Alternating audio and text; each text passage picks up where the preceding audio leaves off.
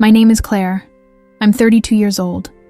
And until 4 years ago, I honestly believed that if your child was dying, your family would do anything to help. I live just outside Columbus, Ohio, where I worked as a dental hygienist while raising my 8-year-old son, Ethan, after my divorce. Life wasn't easy, but Ethan had this way of making even the hardest days feel lighter. He loved dinosaurs, collected baseball cards, and insisted every Saturday we drive to Schiller Park just so he could feed ducks that never seemed interested in his breadcrumbs. Then one afternoon, everything changed. Ethan collapsed during recess, and 2 days later, doctors at Nationwide Children's Hospital told me he had a rare heart condition that would require emergency surgery from a specialist in Boston. Insurance approved only part of it, leaving me responsible for nearly $96,000, money I didn't have and couldn't borrow from any bank. I remember sitting alone in the hospital parking garage with my phone shaking in my hand as I called my parents. I wasn't asking them to solve everything. I begged for anything they could spare, even $20,000 to secure the surgery date before another family took the opening. My father let out a long sigh before saying they couldn't afford to help because money was tight and retirement had to come first. Then my mother quietly added something I'll never forget. She said, "Claire, you can't expect the whole family to sacrifice everything every time life gets difficult." I thanked them, hung up, and cried so hard I couldn't even start my car. For the next few weeks, I worked double shifts, sold my wedding ring, emptied my retirement account, and started an online fundraiser where complete strangers donated while some of my own relatives didn't even share the link. Every morning I told Ethan we were getting closer because I couldn't bear to let him see how terrified I really was. Then, just over a month after my parents said they had no money, my younger sister Madison invited everyone over to announce her wedding at a beautiful vineyard in Napa Valley. During dinner, she proudly revealed our parents had surprised her by paying almost the entire wedding budget, including the venue, designer dress, live band, and a week-long honeymoon in Maui. My mother smiled through happy tears and called it the wedding Madison had dreamed about since she was a little girl, while everyone around the table applauded. I just sat there staring at my plate, silently doing the math in my head, realizing the amount they'd spent on flowers, music, and champagne was more than enough to save my son's life. I left my parents' house that night without saying a word because I knew nothing I said would ever make them understand what they had taken from me. Over the next 2 months I fought harder than I ever had in my life. I sold my SUV, emptied my retirement account, worked every extra shift my clinic would give me, and even started cleaning offices at night after putting Ethan to bed. Friends, co-workers, and complete strangers donated what they could, but the specialist in Boston couldn't keep Ethan's surgery date open forever. Every morning my little boy would smile and ask if we were still going on our Boston adventure, and every morning I smiled back even though my heart was breaking.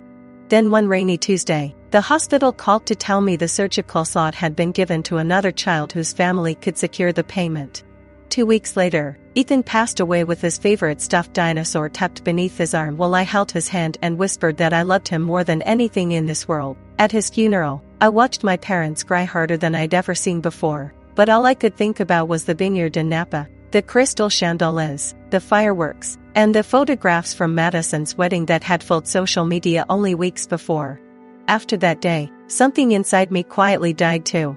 I moved to Chicago, rebuilt my life from scratch, and spent the next 4 years becoming a financial fraud investigator, helping uncover people who lied about money while never forgetting the biggest financial lie I'd ever been told. My parents would call on birthdays and holidays, pretending enough time had passed for us to be a family again, but they never once apologized for choosing a wedding over my son's life. Madison avoided the subject completely.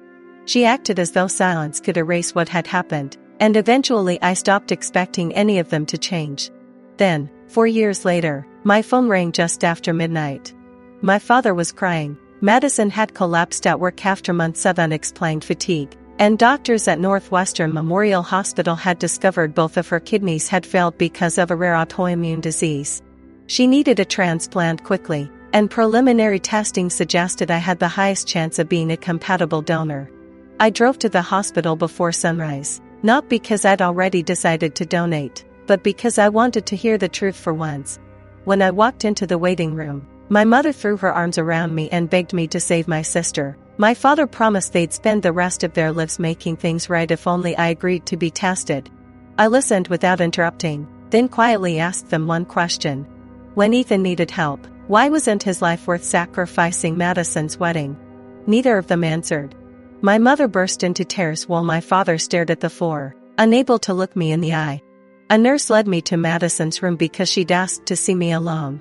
She looked nothing like the confident bride I remembered. Tubes surrounded her bed, her skin was pale, and she struggled just to sit up. Before I could speak, she started crying. She admitted something I had never known. The wedding had never been her idea. A week before the ceremony, she'd found out I had asked our parents for money and begged them to postpone the wedding so Ethan could have the surgery. They refused.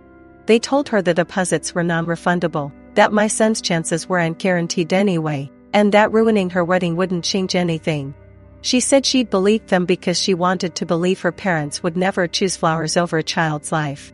After Ethan died, the guilt never left her. She confessed she'd tried to repay our parents every dollar they'd spent on the wedding, but they refused to take it because admitting the money existed would have meant admitting they'd lied to me. Then she reached for my hand with tears running down her face and whispered, "Claire, if you can't forgive me, I understand. But I needed you to know I should have fought harder for Ethan." For the first time in 4 years, someone in my family had finally told me the truth instead of hiding behind excuses. I walked into the hallway where the transplant coordinator was waiting with the consent forms. I looked at my parents and made one thing absolutely clear. I'm not doing this because of either of you. You lost the right to ask anything from me the day you chose a wedding over my son. Then I signed the paperwork. Weeks later, the transplant surgery was successful. Madison recovered slowly, and before leaving the hospital she established the Ethan Carter Foundation using every dollar she and her husband had saved to buy a larger home. The foundation helps parents pay emergency medical expenses when insurance refuses coverage. My parents offered to contribute too, but I declined. Some debts can't be repaid with money. They can only be carried. I still don't have the relationship with my parents that they wish we had, and I probably never will. Forgiveness doesn't erase consequences, but every year on Ethan's birthday, Madison and I visit his grave together with a small dinosaur toy and fresh yellow flowers. She tells him she's sorry, and I tell him about all the children his foundation has helped. Losing my son taught me that blood doesn't automatically make someone family. The people who stand beside you when helping actually costs them something. Those are the people who deserve that title.